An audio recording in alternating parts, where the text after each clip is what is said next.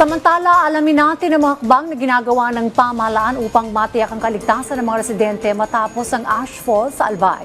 Si Bernard Ferrer sa Detalye Live. Bernard. Agad kumilos ang DPWH upang masiguro ang maayos at ligtas sa pagdaan ng mga motorista sa mga kalsadang nabalot ng ashfall. Personal na pinuntahan ni DPWH Secretary Vince Dizon ang clearing operations ng kagawaran sa Kamali-Ginobatan Road sa Maharlika Highway.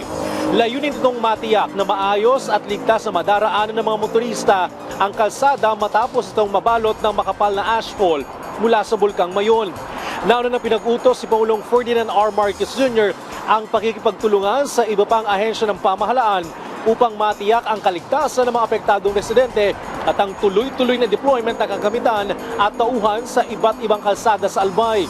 Samantala, nag-deploy ang Coast Guard District Bicol ng 36 na miyembro ng Deployable Response Group o DRG sa Ginobatan, Albay. Ipinadala ang DRG team upang magsagawa ng clearing operations sa mga apektadong lugar dahil sa ashfall, partikular sa Barangay Poblacion Social Hall. May dala rin na mga kinakailangang kagamitan ng grupo upang matiyak ang mabilis at ligtas sa pagsasagawa ng operasyon. Kasabay nito, pinag-iingat ng Coast Guard District Bicol ang kanilang mga tauhan at binigyan diin ang mahigpit na pagsunod sa safety protocols upang matiyak ang kanilang kaligtasan habang ginagampanan ang tungkulin.